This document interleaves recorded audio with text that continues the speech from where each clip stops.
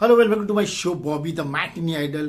दोस्तों, Ranveer Singh the king of box office, the king of Bollywood, जो धुरंधर में फाड़ दिया सबकी, ऐसा धमाकेदार बिजनेस किया कि इंडिया में कुछ around 1200 crore net collection, net collection 1200 crore, very very big thing. तो इतना धमाका मचा है कि सबकी बैंड बजा दी, सब अच्छे अच्छे एक्टर्स की। सब बाहर निकलने से, घर से बाहर निकलने को सोचते एक्टर्स लोग, वो मुकाम बना दिया रणवीर सिंह ने। लेकिन अभी सुनने में किसी फेडरेशन ने उनको बैन कर दिया है 3 साल के लिए। कोई फिल्म डायरेक्टर, कोई फिल्म प्रोड्यूसर, कोई एक्टर्स उनके साथ कोई काम नहीं करेगा 3 साल के लिए, कि फलाना तेरी फिल्म डॉन 3 में से वो निकल गए और ऐसा कुछ प्रॉब्लम हुआ दोनों के बीच में। उसकी वजह बोल रहे उन्होंने कॉन्ट्रैक्ट साइन किया और वो कॉन्ट्रैक्ट तोड़ दिया और फलाना तेरे को 45 करोड़ का नुकसान हुआ। ये सब बता रहे वो फेडरेशन वाले। वो बोल रहे कि भाई इस वजह से हम उनको बैंड करते। तो ये फेडरेशन मैंने सुना है कि काफी पुरानी फेडरेशन है ये। तो मैंने कहीं पढ़ा है कि ये फेडरेशन कुछ 1956 में एस्टेब्लिश हुआ था, ऐसा मैंने सुना। I am not actually sure, लेकिन काफी पुराना फेडरेशन है ये ऑर्गेनाइजेशन काफी अच्छे काम कर रहा है। लेकिन ये जो बैन लगा है रणवीर सिंह पे, वो मुझे सही नहीं लग रहा है। क्यों, उसका कारण बताता हूँ। ऐसा बैन ऊपर चंकी पांडे पे भी लगाया गया था 1988 में, जब आगे आ गई थी उसके बाद चंकी पांडे पे भी बैन लगाया गया था। तो मुझे इनसे यही पूछना है कि रणवीर सिंह ने कॉन्ट्रैक्ट साइन किया है, शूट भी शुरू नहीं किया अभी तक, तो फिर अगर वो पिक्चर से हट जाते हैं तो क्या प्रॉब्लम है उसमें? क्योंकि कितने, अगर आप पास्ट में देखो तो कितनी बार ऐसा हुआ, या कितने एक्टर्स लोग को बड़े बड़े प्रोडक्शन हाउस, बड़े बड़े डायरेक्टर लोग साइन करते हैं, उन बेचारों को साइन करते, बाद में उनको हटाया दिया जाता है प्रोजेक्ट से, उनको पता भी नहीं चलता कि उनको हटा दिया गया। तब ये फेडरेशन कहाँ था? तब उनको बोलना चाहिए भाई इनको क्यों हटाया आपने, तब भी तो कॉन्ट्रैक्ट साइन होता था। कितने सिंगर, कुमार शानू हो, अभिजीत भट्टाचार्य हो, इन्होंने कितने गाने गाए थे 90s के दौर में और लेट 90s में। तो उनके गाने हटा के किसी पाकिस्तानी सिंगर से लाके वही गाना गवाते, इनके गाने निकाल देते। तब ये फेडरेशन कहाँ था दोस्तों? तभी तो कॉन्ट्रैक्ट साइन होता था। कुमार शानू, अभिजीत और नंबर 1 सिंगर्स, वो लोग भी तो कॉन्ट्रैक्ट साइन करते थे। तब ये लोग ने क्यों उनके लिए बोला कि भाई प्रोडक्शन हाउस को कि भाई ये तुम लोग गलत कर रहे हो, इनसे गाने गवा के इनके गाने हटा के दूसरे से गाने घुसा रहे हो। तो कॉन्ट्रैक्ट था। कितने छोटे मोटे कैरेक्टर एक्टर्स होते हैं, कितने एक्ट्रेस होती है जो कितने, मतलब कुछ लोग होते हैं जो न्यू कमर्स होते हैं, उनका भी कॉन्ट्रैक्ट साइन होता है, तो उनको तो पिक्चर में ले तो हटा भी डालते, उनको पता भी नहीं चलता। चलिए, तो नए न्यू कमर्स की बात करूं मैं। आपके सबसे बड़ी फिल्म की बात, सिलसिला 80s के दौर में आई थी, यश चोपड़ा ने प्रोड्यूस राइट की थी, जब बच्चन साहब द गॉड ऑफ बॉलीवुड। अभी वो पिक्चर में जो ओरिजिनल कास्ट थी, that was Amitabh Bachchan, Smita Patil and Parveen Bobby.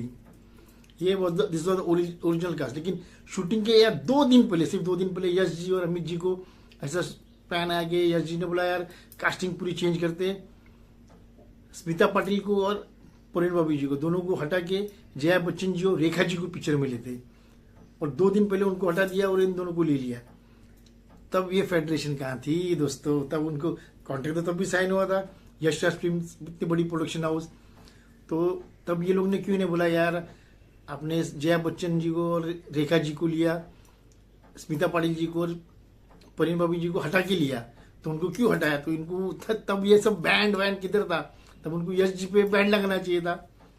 अभी रणवीर सिंह ने शूटिंग शुरू भी नहीं की। कितने लोग तो शूटिंग में आधी पिक्चर कर देते, फिर भी उनको निकाल देते, फिर भी उनको कुछ, उनका कोई सुनवाई नहीं होती उनकी, जस्ट बिकॉज रणवीर सिंह ने धुरंधर दी, इतनी बड़ी सक्सेस हो गई, ब्लॉकबस्टर हो गई, सबके बैंड बजा दे, ऑल टाइम ब्लॉकबस्टर बन गई। तो लोगों को हजम नहीं हो रहा है शायद सक्सेस, इसलिए अभी उन पर बैंड लगाया जा रहा है। ये तो this is baseless thing. I think अगर इंसाफ करना है सबके साथ, बी इक्वल टू एवरीवन। अगर एक छोटा मोटा कैरेक्टर आर्टिस्ट को भी अगर फिल्म से हटा जाए तो उस पर भी वही कार्रवाई होनी चाहिए जो बड़े सुपरस्टार से होती है। तो आपका लिए बड़ा सुपरस्टार है, अभी बॉक्स ऑफिस का किंग है रणवीर सिंह, इसलिए आप उस पर बैंड लगा रहे हो, दिस इज रॉन्ग। तो फरहान अख्तर ने भी कितने एक्टर्स को अपनी फिल्मों में लिया फिर हटा दिया, तो nobody did anything to that. कितनी फिल्में होती है जो कितने एक्टर्स पूरी मेहनत लगा के अपना पूरा, जैसे बच्चन साहब की एक पिक्चर है शू बाइट, कितने सालों से 15-17 साल से बन के पड़ी है, रिलीज ही नहीं हो रही, लेकिन कोई इस पर कुछ कार्रवाई नहीं हो रही है। फिर वो अलग बात है, लेकिन जो रणवीर सिंह पे बैंड लगाया गया वो एकदम गलत है। उन पे बैन नहीं लगाना चाहिए। और डॉन 3 जो बना रहे फरहान अख्तर, तो किसी और एक्टर को भी लेके बना सकते हैं। अभी देखो मतलब बहुत सारे एक्टर्स है, किसी और को लेके बना दो। अगर Ranveer Singh is not doing, forget it, loss profit तो होते ही रहता है। तो क्योंकि अगर दूसरे एक्टर को लेके बना दो, खत्म हो गई बात। इसमें रणवीर सिंह को बैन करने की जरूरत नहीं है मेरे हिसाब से। अगर ऐसा है तो फिर वो कुमार शानू, अभिजीत भट्टाचार्य और कितने एक्टर्स को लोग फिल्मों में लेते थे, शूट करवाते थे, बाद में हटा देते थे, गाने गवाते थे, उनके गाने हटा देते थे। तो उस वक्त भी यही ऑर्गेनाइजेशन को एक्शन लेना चाहिए था प्रोड्यूसर के ऊपर। तब तो उन्होंने कुछ नहीं किया। बस अभी रणवीर सिंह धुरंधर से सुपर सक्सेस मिल गई तो इसके पीछे पड़ गए और उनको बैन लगा रहे। तो ये गलत बात है दोस्तों, रणवीर सिंह पे बैन नहीं लगना चाहिए। वो 3 साल का हो, 1 साल का हो, कुछ फर्क नहीं पड़ता है, लेकिन नहीं लगना चाहिए।